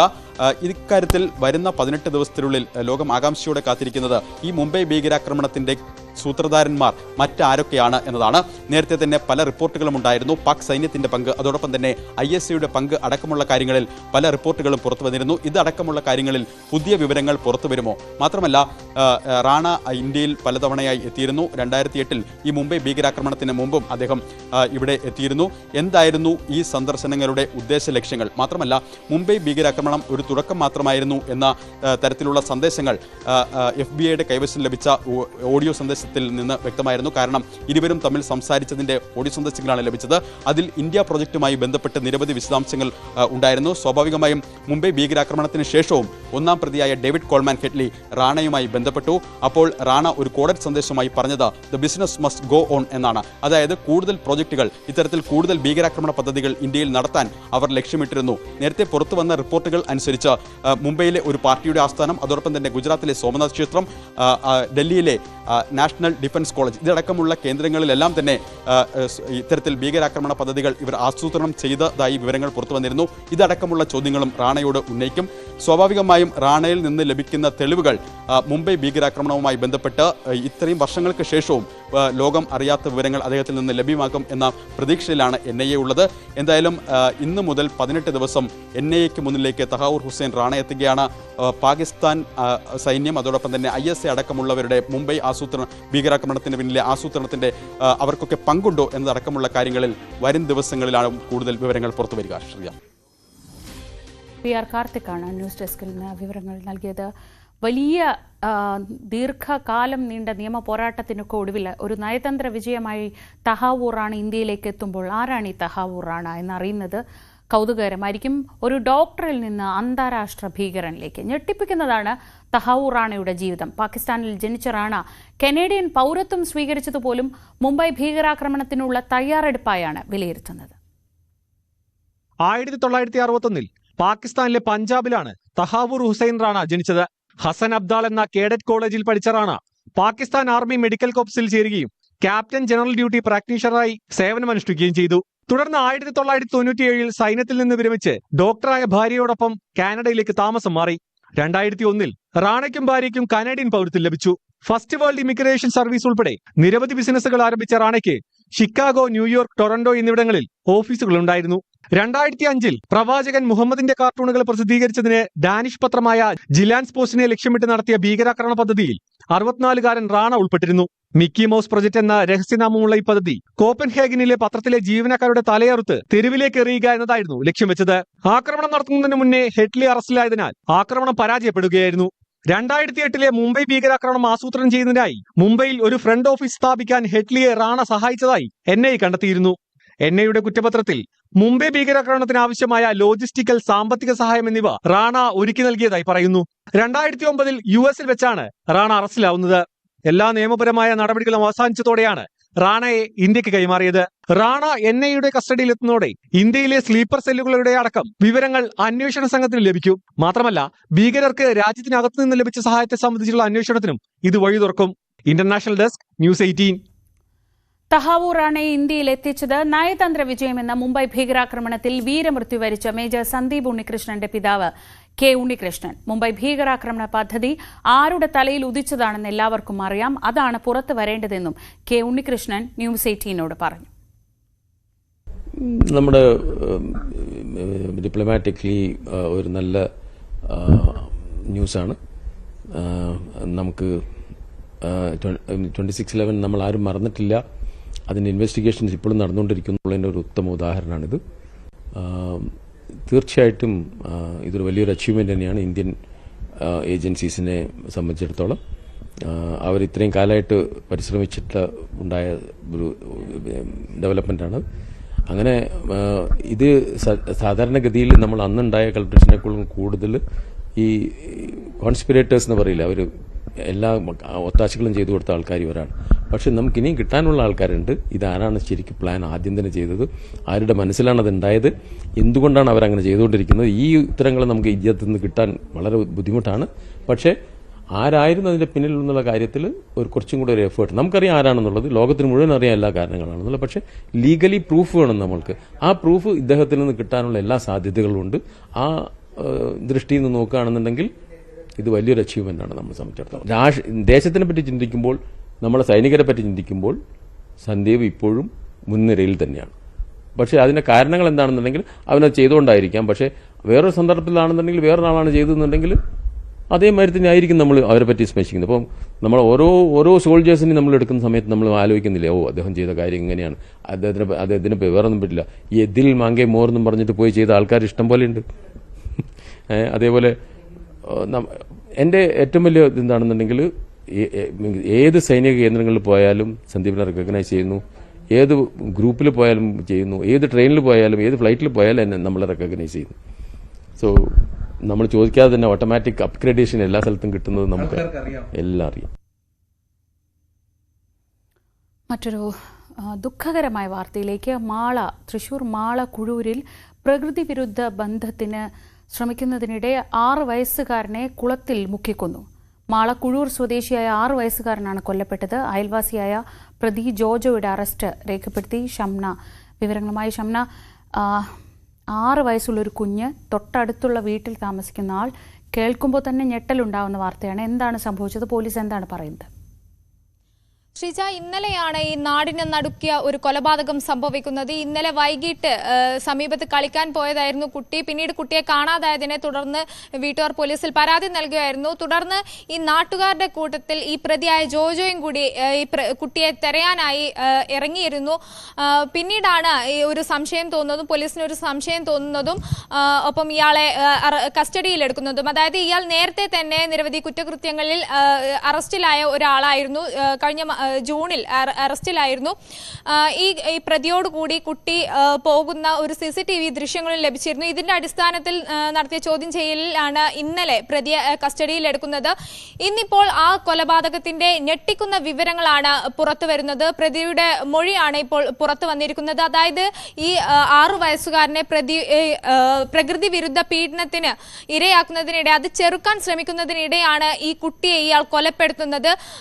അതും ക്രൂരമായി 2 തവണ ഈ കുട്ടി രക്ഷപ്പെട്ട് ഓടാൻ ശ്രമിച്ചതായിരുന്നു. പക്ഷേ വീണ്ടും കുളത്തിലേക്ക് തള്ളിയിടുകയായിരുന്നു. അത് സമീപത്തെ നിരവധി പാടങ്ങളും കുളങ്ങളും ഒക്കെയുള്ള ഒരു നാട്ടിൻ പ്രദേശമാണ്. ഇവിടെ ഈ കുട്ടിയെ ചാമ്പക്ക തരാം എന്ന് പറഞ്ഞാണ് ഈ കുട്ടിയെ ഇയാൾ വിളിച്ചു കൊണ്ടുപോകുന്നത്. വൈകിട്ട് 6:30യോടുകൂടി ഇയാൾ കുട്ടിയെ വിളിച്ചു കൊണ്ടുപോകുന്നു. അതിനുശേഷം ഈ സമീപത്തെ കുളത്തിന് സമീപം വെച്ച് ഇയാൾ കുട്ടിയെ പ്രകൃതി വിരുദ്ധ പീഡനത്തിന് ഇരയാക്കാൻ ശ്രമിക്കുന്നതിനിടെ അത് കുട്ടി ചെറുത്തു. ഒപ്പം തന്നെ വീട്ടിൽ പറഞ്ഞു കൊടുക്കും, അമ്മയോട് പറഞ്ഞു കൊടുക്കുമെന്ന് കുട്ടി പറഞ്ഞതിനെ തുടർന്ന് ആ ഒരു ഘട്ടത്തിലാണ് ഇയാൾ ഈ കുട്ടിയെ കുളത്തിലേക്ക് തള്ളിയിടുന്നത്. അതിനുശേഷം കുട്ടി 2 തവണ ഈ കുളത്തിൽ നിന്നും കയറി വരാൻ ശ്രമിച്ചു. പക്ഷെ പിന്നീട് കൂടുതൽ ആഴമുള്ള ഭാഗത്തേക്ക്, അതായത് ആ ഒരു കുളം എന്ന് പറയുന്നത് അധികം ആളുകളൊന്നും, പ്രദേശവാസികളൊന്നും സമീപത്തേക്ക് പോവാത്ത ഒരു മേഖലയായിരുന്നു. നല്ല ആഴത്തിലുള്ള ചളിയുള്ള മേഖലയായിരുന്നു. ആ ചളിയിലേക്ക് കുട്ടിയെ എറിഞ്ഞു. അതിനുശേഷം കുട്ടി ചളിയിൽ പൂഴ്ന്നാണ് കുട്ടിയുടെ മരണം സംഭവിക്കുന്നത്. അതിനുശേഷം ഈ നാട്ടുകാരുടെ കൂടെ, കുട്ടിയെ കാണാനില്ലെന്ന പരാതിയെ തുടർന്ന് നാട്ടുകാരുടെ കൂടെ തെരച്ചിലൊക്കെ ഈ ജോജോയും ഉണ്ടായിരുന്നു. പിന്നീടാണ് ഈ CCTV ദൃശ്യങ്ങൾ ലഭിക്കുന്നത്. അതായത് ഈ കുട്ടിയുടെ വീടിന് സമീപത്ത് തന്നെയുള്ള CCTV ദൃശ്യങ്ങളിൽ കുട്ടി ഇയാളുടെ കൂടെ പോകുന്ന ഒരു CCTV ദൃശ്യം ലഭിച്ചു. അതിന്റെ അടിസ്ഥാനത്തിൽ നാട്ടുകാർ ഉൾപ്പെടെ ഇയാളോട് ചോദിച്ചു, അങ്ങോട്ട് പോയ കുട്ടിയെ പിന്നെ തിരിച്ച് നിന്റെ കൂടെ കണ്ടില്ലല്ലോ എന്ന് ചോദിച്ചപ്പോൾ ഇയാൾ പറഞ്ഞത് കുട്ടിയെ പിന്നീട് തിരിച്ചയച്ചിരുന്നു, ഒപ്പം വന്നിരുന്ന കുട്ടിയെ ഞാൻ തിരികെ അയച്ചിരുന്നു എന്ന് മൊഴി നൽകി. പക്ഷെ പിന്നീട് ഇയാൾ നേരത്തെ ഒരു കുറ്റകൃത്യത്തിൽ പ്രതിയായിരുന്നു. അതിന്റെ അടിസ്ഥാനത്തിൽ തന്നെ പോലീസിന് സംശയം തോന്നുകയും പിന്നീട് നടത്തിയ ചോദ്യം ചെയ്യലിലാണ് ഇയാൾ കുട്ടിയെ കൊലപ്പെടുത്തിയതാണ് എന്ന് സമ്മതിക്കുന്നത്. പക്ഷെ അതിന്റെ നിർണായക വിവരങ്ങൾ, പ്രതിയുടെ മൊഴി പുറത്തു വരുന്നത് ഇന്നാണ്. എന്തായാലും പ്രതിയെ ഇന്ന് കോടതിയിൽ ഹാജരാക്കും. നാടിനെ നടുക്കിയ അല്ലെങ്കിൽ ഞെട്ടിപ്പിക്കുന്ന ഒരു സംഭവം എന്ന് തന്നെ പറയേണ്ടിയിരിക്കുന്നു. വെറും 6 വയസ്സ് മാത്രം പ്രായമുള്ള ഒരു കുട്ടി ലോകം എന്താണെന്ന് കണ്ടു തുടങ്ങുന്നതിന് മുമ്പ് തന്നെ ഈ ഒരു പ്രകൃതി വിരുദ്ധ പീഡനം അത് ചെറുക്കാൻ ശ്രമിക്കുന്നതിനിടെ ഇത്തരത്തിൽ കൊല ചെയ്യപ്പെടുന്നു എന്നുള്ളത് ഏറ്റവും ഞെട്ടലുണ്ടാക്കുന്ന വേദനിപ്പിക്കുന്ന ഒരു സംഭവമായി മാറുകയാണ്. ശ്രീജ ഷംനയാണ് വിവരങ്ങൾ നൽകിയത്. തൃശൂർ മാല കുഴൂരിലാണ് നാടിനെ നടുക്കി സംഭവം. 6 വയസ്സുള്ള കുഞ്ഞ് വീട്ടുമുറ്റത്ത് കളിക്കുകയായിരുന്നു. തൊട്ടപ്പുറത്തേക്ക് പോയി പെട്ടെന്ന് അപ്രത്യക്ഷനായി. പിന്നീടുള്ള തെരച്ചിലാണ് ഈ ക്രൂരമായ പീഡനത്തിൻ്റെയും ഒപ്പം അതിക്രൂരമായ കൊലപാതകത്തിൻ്റെയും ചുരുളുകൾ അഴിയുന്നത്. മറ്റു വാർത്തകൾ നോക്കാം. കൊച്ചിയിൽ അഭിഭാഷകരും മഹാരാജാസ് കോളേജിലെ വിദ്യാർത്ഥികളും തമ്മിൽ ഏറ്റുമുട്ടി. 16 വിദ്യാർത്ഥികൾക്കും 8 അഭിഭാഷകർക്കും പരിക്ക്. എറണാകുളം ജില്ലാ കോടതി വളപ്പിൽ അർദ്ധരാത്രിയിലാണ് ഇരു കൂട്ടരും തമ്മിൽ ഏറ്റുമുട്ടിയത്.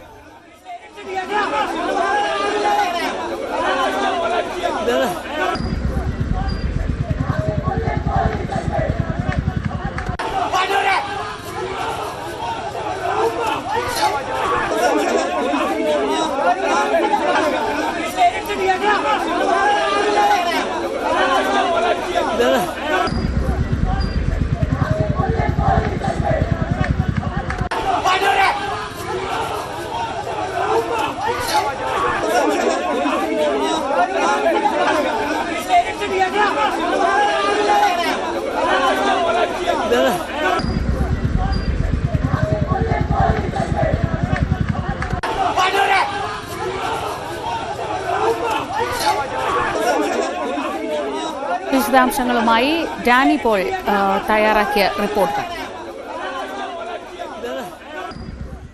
ഇന്നലെ അർദ്ധരാത്രിയാണ് അവിടെ സംഘർഷമുണ്ടാകുന്നത്. ഇതിപ്പോൾ ജില്ലാ കോടതി വളപ്പിന് സമീപമുള്ള ബാർ അസോസിയേഷൻ ഹാളും അതോടൊപ്പം തന്നെ അതിന്റെ ഇന്നലെ വാർഷികാഘോഷങ്ങൾ നടന്ന സ്ഥലവുമാണ്. ഇവിടെ വെച്ചാണ് ഈ സംഘർഷം ഉണ്ടാകുന്നത്. ഇതിന് തൊട്ടപ്പുറത്താണ് എറണാകുളം മഹാരാജാസ് കോളേജിന്റെ മതില്. രണ്ടിനും ഒരേ മതില് അതിരിടുന്ന സ്ഥലം. ഇവിടെ നിന്ന് സാധാരണഗതിയിൽ പലപ്പോഴും ഇവിടെ പരിപാടി നടക്കുമ്പോൾ വിദ്യാർത്ഥികൾ ഇവിടേക്ക് വരാറുണ്ടെന്ന് പറയുന്നു. എന്തായാലും ഇന്നലത്തെ സംഘർഷത്തിന്റെ ബാക്കി പത്രമാണ് ഈ കാണുന്നത്. ഈ കൂട്ടിയിട്ട കസേരകളെല്ലാം തന്നെ ഇതെല്ലാം എടുത്തുകൊണ്ട് അടിയും ബഹളവും എല്ലാം തന്നെയായിരുന്നു ഇവിടെ ഉണ്ടായിരുന്നത്. ഒരു വിഭാഗം അഭിഭാഷകരും അതോടൊപ്പം തന്നെ ഒരു വിഭാഗം വിദ്യാർത്ഥികളും തമ്മിലുള്ള ഒരു സംഘടനമാണ് ഉണ്ടായത്. SFI പ്രവർത്തകരാണ് സംഘടനത്തിൽ ഉണ്ടായെന്ന് അഭിഭാഷകർ പറയുകയും ചെയ്യുന്നു. ഇതിൽ അഭിഭാഷകരുടെ ഒരു വാദം എന്ന് പറയുന്നത് ഇവിടെ അസോസിയേഷൻ പരിപാടികൾ നടക്കുമ്പോൾ ഇവിടെ പലപ്പോഴും വിദ്യാർത്ഥികൾ ഇവിടേക്ക് വരാറുണ്ട് എന്നൊക്കെ പറയുന്നു. ഇവിടെ ഭക്ഷണവും മറ്റും കഴിക്കാനും അവരെത്താറുണ്ട്. അതിനെ തടയാറൊന്നുമില്ല. സാധാരണഗതിയിൽ അങ്ങനെയൊന്നും ചെയ്യാറില്ല. ഇന്നലെയും അതുപോലെ തന്നെയായിരുന്നു. അസോസിയേഷൻ വാർഷികാഘോഷങ്ങൾ നടക്കുമ്പോൾ ഇവിടെ പല വിദ്യാർത്ഥികളും വന്നു ഭക്ഷണം കഴിച്ച് പോവുകയും ചെയ്തു. പക്ഷേ ചില വിദ്യാർത്ഥികൾ ഇവിടെ കൂടി നിൽക്കുകയും അതോടൊപ്പം തന്നെ ഇവിടെ ഒരു DJ പരിപാടി ഉണ്ടായിരുന്നു. അതിൽ പങ്കെടുത്തുകൊണ്ട് ബഹളമുണ്ടാക്കുകയും എല്ലാം ചെയ്തു. അങ്ങനെ ചെയ്യരുത് എന്ന് പറഞ്ഞപ്പോൾ ഇവരോട് തട്ടിക്കയറുകയായിരുന്നു എന്നാണ് അഭിഭാഷകർ പറയുന്നത്.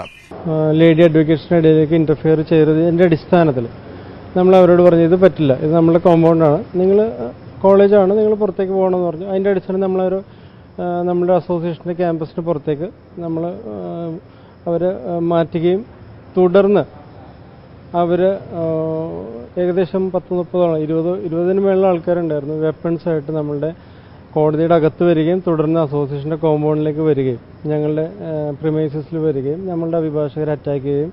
എന്നാൽ വിദ്യാർത്ഥികളുടെ വാദം അങ്ങനെയല്ല. വിദ്യാർത്ഥികൾ പറയുന്നത് ഇന്ന് അവിടെ നടക്കുന്ന മഹാരാജാസ് കോളേജിൽ കേന്ദ്രീകരിച്ച് നടക്കുന്ന ഒരു പൊതുപരിപാടിയുണ്ട്. അതിനുവേണ്ടിയുള്ള ഒരുക്കങ്ങളുമായിട്ട് വിദ്യാർത്ഥികൾ ഇവിടെ ഉണ്ടായിരുന്നു. അവർ ഈ കോമ്പൗണ്ട് വഴി അവിടേക്ക് പോകുമ്പോൾ അപ്പുറത്തേക്ക് കോളേജിലേക്ക് അടക്കം നടന്നു പോകുമ്പോൾ ആ വിദ്യാർത്ഥികളെ ശല്യം ചെയ്തു. ഇത് ചോദ്യം ചെയ്തതാണ് പിന്നീടുള്ള പ്രശ്നത്തിലേക്ക് വന്നത്.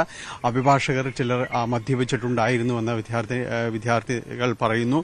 അത് ചോദ്യം ചെയ്തതാണ് പിന്നീട് സംഘർഷത്തിലേക്ക് അടക്കം നീങ്ങിയതെന്നാണ് വിദ്യാർത്ഥികൾ പറയുന്നത്. പലർക്കും തന്നെ മാരകമായിട്ട് മുറിവേറ്റുവെന്നും വിദ്യാർത്ഥികൾ പറയുന്നു. നമ്മുടെ കുട്ടികൾ നടന്നു പോകുന്ന ഗ്രൂപ്പിനകത്തേക്ക് ഇവർ ഇടിച്ചു കയറി അവരുടെ തോളുകളിൽ കൈയിടുക, അവരോട് അസഭ്യം പറയുക. എന്താ മക്കളെ പ്രശ്നം? സിഗരറ്റ് വലിക്കുന്നുണ്ടായിരുന്നു, അവരുടെ കയ്യിൽ മദ്യക്കുപ്പികളുണ്ടായിരുന്നു. സിഗരറ്റ് വലിച്ച് ഈ പറയുന്ന വിദ്യാർത്ഥികളുടെ മുഖത്തേക്ക് ഊതുക. സ്വാഭാവികമായും വിദ്യാർത്ഥികൾ എന്ന നിലയിൽ അതിനെതിരെ പ്രതികരിച്ച ഘട്ടത്തിൽ നമ്മൾ ഒരിക്കലും പ്രതീക്ഷിക്കാത്ത രീതിയിൽ അരയിലുള്ള ബെൽറ്റ് ഊരിയിട്ട് വിദ്യാർത്ഥികൾ അടിക്കുന്നു. തൊട്ടടുത്ത് കണ്ട ഈ പാർക്കിംഗ് എഴുതിയ അതായത് സൈൻ ബോർഡുകൾ അവർ ഊരി അടിക്കുകയാണ് വിദ്യാർത്ഥികൾക്കെതിരെ. എന്തായാലും ഈ സംഘർഷത്തിൽ പരിക്കേറ്റ ഇത് രണ്ടു ഭാഗത്തുമായി ഏതാണ്ട് 24ഓളം പേർ ആശുപത്രിയിൽ ചികിത്സയിലാണ്. ജനറൽ ആശുപത്രിയിൽ വിദ്യാർത്ഥികൾ ഒരു വിഭാഗം ജനറൽ ആശുപത്രിയിലുണ്ട്. അഭിഭാഷകരിൽ പരിക്കേറ്റവർ നഗരത്തിലെ സ്വകാര്യ ആശുപത്രിയിലും ചികിത്സ തേടിയിട്ടുണ്ട്. ഇന്നലെ അർദ്ധരാത്രി തുടങ്ങിയ ഈ സംഘർഷം പുലർച്ചയിലേക്ക് വരെ നീണ്ടുനിന്നു എന്നതാണ്. പോലീസ് എത്തി പലതവണ എറണാകുളം സെൻട്രൽ സ്റ്റേഷനിൽ ACP അടക്കം ഇവിടെ എത്തി ഇവരെ പിടിച്ചു മാറ്റാൻ പലതവണ ശ്രമമുണ്ടായെങ്കിലും പലപ്പോഴും അത് നടന്നില്ല. സംഘടിച്ച വിദ്യാർത്ഥികളും അഭിഭാഷകരും പിന്നീട് എത്തി. അഭിഭാഷകർ പറയുന്നത് സംഘടിച്ചെത്തിയ വിദ്യാർത്ഥികൾ വടിയും മറ്റും ഉപയോഗിച്ച് തങ്ങളെ ആക്രമിക്കുകയായിരുന്നു എന്ന് പറയുന്നു. സമീപ പ്രദേശത്ത് നിന്ന് വിദ്യാർത്ഥികളെത്തി ഇരുചക്ര വാഹനങ്ങളിലായിട്ട് പലരും ഇവിടേക്ക് എത്തുകയും ചെയ്തു. തുടർന്ന് തങ്ങൾക്ക് നേരെ വ്യാപകമായ രീതിയിൽ അക്രമം അഴിച്ചുവിടുകയായിരുന്നുവെന്നാണ് അഭിഭാഷകർ പറയുകയും ചെയ്യുന്നത്. പോലീസ് നന്നേ പണിപ്പെട്ടാണ് കാര്യങ്ങൾ നിയന്ത്രിച്ചത്. ACPയുടെ നേതൃത്വത്തിൽ വൻ പോലീസ് സന്നാഹം ഇവിടെ എത്തുകയും അതോടൊപ്പം തന്നെ ഇവരെ ഇവിടെ നിന്ന് പിടിച്ച് മാറ്റുകയും ആശുപത്രിയിലേക്കും അതോടൊപ്പം കുട്ടികളോട് പിരിഞ്ഞു പോകാനടക്കം നിർദ്ദേശിക്കുകയും ചെയ്തു. എന്നാലും ഇന്നും ഈ ഒരു സംഘർഷ സാധ്യത തന്നെ നിലനിൽക്കുന്നു എന്നതാണ്. കാരണം ഇന്ന് പ്രവൃത്തി ദിനമാണ്. അതുകൊണ്ട് അഭിഭാഷകരും അവർ പ്രതിഷേധത്തിനുള്ള എല്ലാവിധ സാധ്യതകളുമുണ്ട്. അതോടൊപ്പം തന്നെ വിദ്യാർത്ഥികളും ഒരു ഭാഗത്തുണ്ട്.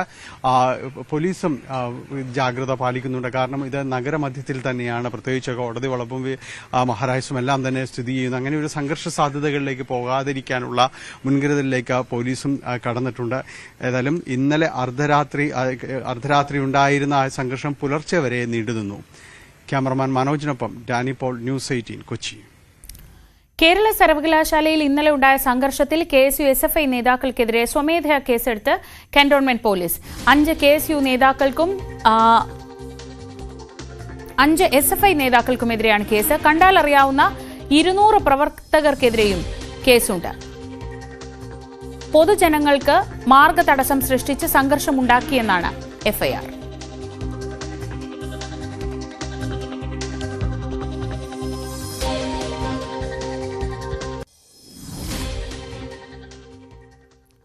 ഇടതുമുന്നണിയുടെ പ്രവർത്തനം രാജഭരണകാലത്തെ പോലെയെന്ന് CPI സംസ്ഥാന കൌൺസിലിൽ വിമർശനം. കൂട്ടുകക്ഷി ഭരണമാണെന്ന് പലപ്പോഴും മറക്കുന്നു. മുഖ്യമന്ത്രിയെ മാത്രം ഉയർത്തിക്കാട്ടുന്നു. സർക്കാർ വാർഷികത്തിലും മുഖ്യമന്ത്രിയെ മാത്രം ഉയർത്തിക്കാട്ടിയുള്ള പ്രചാരണമാണ് നടത്തുന്നത്. 4ാം വാർഷികത്തിന്റെ ചെലവ് ഭീമം എന്ന വിമർശനവും ഉയർന്നു.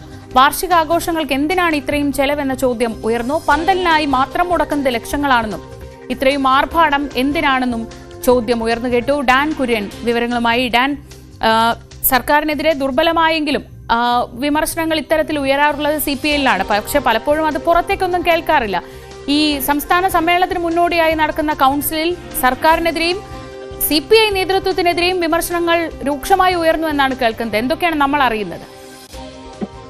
ഇപ്പോൾ സൂചിപ്പിച്ച പോലെ വലിയ തരത്തിലുള്ള വിമർശനമാണ്. അതായത് ഇടതുമുന്നണിയിൽ ഒരു കൂട്ടത്തരവാദിത്വത്തോടെയല്ല കാര്യങ്ങൾ നടക്കുന്നത്. അവിടെ തീരുമാനങ്ങൾ മുന്നണിയിലെ എല്ലാ കക്ഷികളുടെയും അഭിപ്രായം രൂപീകരിച്ചുകൊണ്ടല്ല പല തീരുമാനങ്ങളും എടുക്കുന്നത് എന്ന തരത്തിലുള്ള വിമർശനങ്ങളാണ് ഉയർന്നത്. മാത്രമല്ല മുഖ്യമന്ത്രിയെ മാത്രം ഉയർത്തിക്കാണിച്ചുകൊണ്ടുള്ള ഒരു പ്രചാരണമാണ് ഇടതുപക്ഷത്തിന്റെ ഭാഗത്തുനിന്ന് ഇപ്പോൾ നടന്നുകൊണ്ടിരിക്കുന്നത്.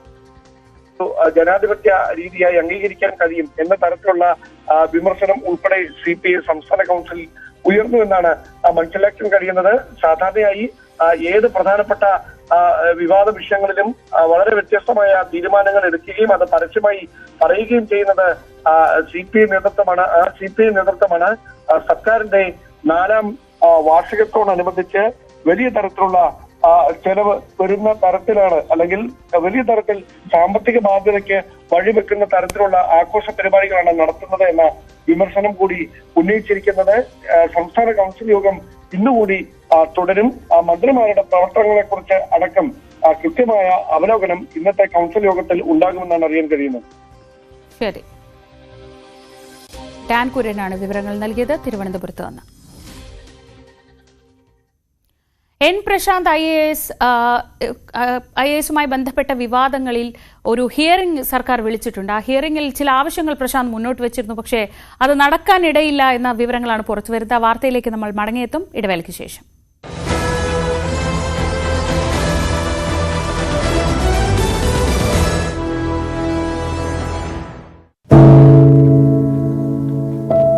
പെരുകുന്ന കുറ്റകൃത്യങ്ങളുടെ വാർത്തകൾ എല്ലാ ദിവസവും വായിച്ച് തളരുന്ന കാലമാണ് മാധ്യമപ്രവർത്തക എന്ന രീതിയിൽ ഇപ്പോൾ.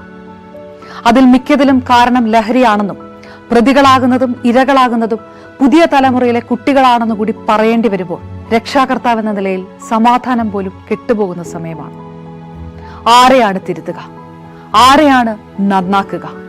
ഈ പുതിയ തലമുറയാണോ അതോ അവർക്ക് മാതൃകയാകേണ്ട നമ്മളെ തന്നെയാണോ?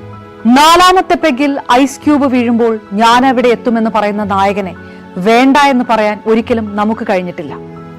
എല്ലാ പ്രതിസന്ധികളിൽ നിന്നും എഴുന്നേറ്റ് വരാൻ ലഹരി ഒപ്പം വേണമെന്നും വിഷമത്തിലും സന്തോഷത്തിലുമെല്ലാം ലഹരി കൂടെ ഉണ്ടാകണം എന്ന് പറഞ്ഞ തലമുറയാണ് നമ്മുടേത്.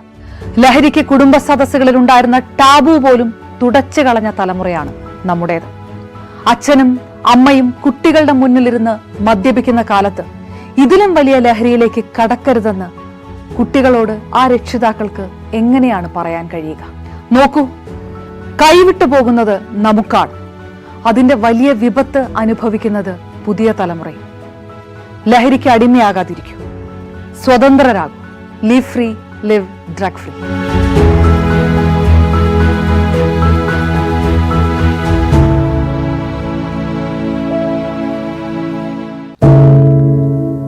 എന്തുപറ്റി നമ്മുടെ നാടിന് എന്ന് ചോദിച്ചു പോകുന്ന കാര്യങ്ങളാണ് ഇപ്പോൾ സംഭവിക്കുന്നത്. എന്തൊക്കെയാണ് നമ്മുടെ യുവതലമുറ തെരുവുകളിൽ കാട്ടിക്കൂട്ടുന്നത്? കൊല്ലാൻ പോലും മടികാട്ടാ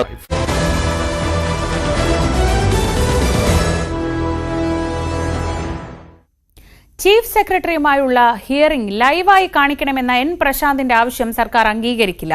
ഹിയറിംഗ് ലൈവ് സ്ട്രീമിംഗ് ചെയ്യണമെന്നായിരുന്നു പ്രശാന്തിന്റെ ആവശ്യം. റെക്കോർഡ് ചെയ്യണമെന്നും ആവശ്യം ഉന്നയിച്ചിരുന്നു. വി വിനോദ് വിവരങ്ങളുമായി. വിനോദ്, കഴിഞ്ഞ ദിവസമാണ് ചീഫ് സെക്രട്ടറി പ്രശാന്ത് ആഗ്രഹിക്കുന്നത് പോലെ ഒരു ഹിയറിംഗ് നടത്താം എന്ന് അറിയിച്ചുകൊണ്ടൊരു കത്ത് നൽകിയത്. ആസ് ഡിസൈഡ് എന്നത് വീഡിയോ റെക്കോർഡിംഗും ലൈവ് സ്ട്രീമിംഗും ഉൾപ്പെടെ താൻ അങ്ങോട്ട് ഉന്നയിച്ച ആവശ്യങ്ങളാണ് എന്നൊരു വ്യാഖ്യാനമാണ് നമ്മൾ പിന്നീട് കണ്ടത്. ഇപ്പോൾ അത് ഉണ്ടാവില്ല എന്നത് സ്ഥിരീകരിച്ചോ?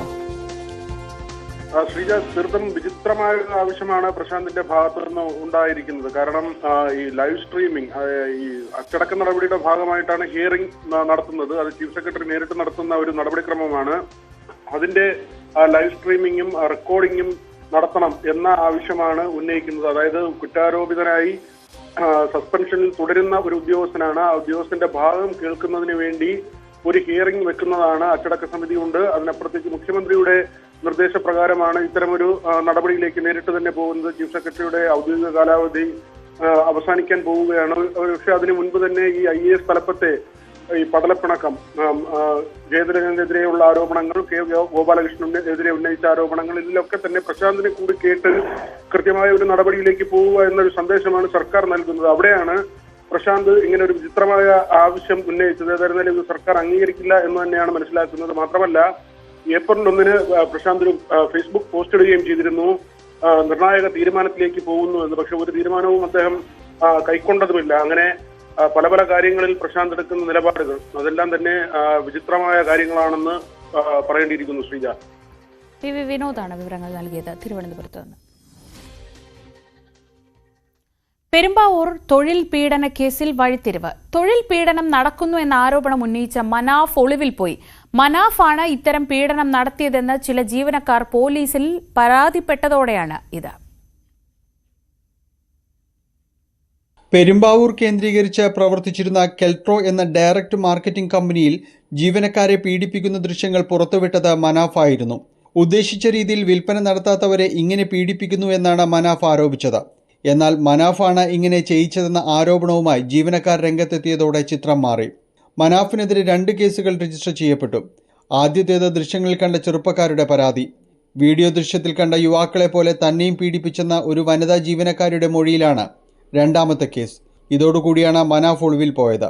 നല്ലതുപോലെ ജോലി ചെയ്യാത്തതിനല്ല, വീടുകൾ കയറിയിറങ്ങിയുള്ള വിൽപ്പനയ്ക്ക് മാനസികമായി തയ്യാറാക്കാൻ എന്ന് പറഞ്ഞാണ് മനാഫ് ഇങ്ങനെ ചെയ്യിപ്പിച്ചതെന്നാണ് ജീവനക്കാരുടെ പരാതി.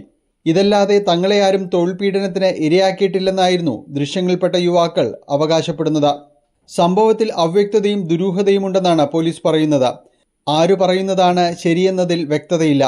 അതേസമയം തൊഴിൽ വകുപ്പ് കേസെടുത്തിട്ടില്ല. മനാഫും കമ്പനി ഉടമയും തമ്മിലുള്ള തർക്കമാണ് വീഡിയോയ്ക്ക് പിന്നിലെന്നാണ് അവരുടെ നിലപാട്. നിലവിൽ സ്ഥാപനത്തിൽ ജോലി ചെയ്യുന്ന ആരും തൊഴിൽ പീഡനം സംബന്ധിച്ച് പരാതിയും നൽകിയിട്ടില്ലത്രേ. വിവാദത്തിലായ കെൽട്രോ കമ്പനി ഇപ്പോൾ നിലവിലില്ല. ഈ കമ്പനിക്ക് സാധനങ്ങൾ വിതരണം ചെയ്ത ഹിന്ദുസ്ഥാൻ പവർ ലിങ്ക്സ് എന്ന സ്ഥാപനത്തിലെ മുഴുവൻ ജീവനക്കാരുടെയും രേഖകൾ ഹാജരാക്കാനും തൊഴിൽ വകുപ്പ് നിർദ്ദേശിച്ചിട്ടുണ്ട്. ന്യൂസ് 18 കൊച്ചി. ഇതോടെ രാവിലെയുടെ സമയം പൂർണ്ണമാവുകയാണ്. ഇന്നത്തെ ദിവസത്തെ ചൂടുപിടിപ്പിക്കുന്ന വാർത്തകളിലേക്കാണ് ഇനി നമ്മൾ കടക്കാൻ പോകുന്നത്.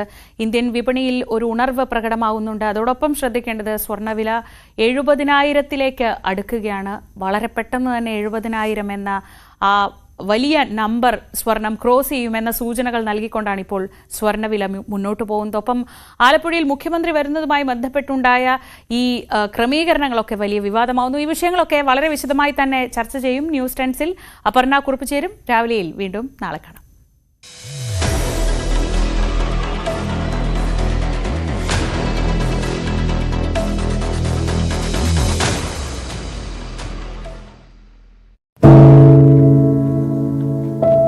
പെരുകുന്ന കുറ്റകൃത്യങ്ങളുടെ വാർത്തകൾ എല്ലാ ദിവസവും വായിച്ച് തളരുന്ന കാലമാണ്.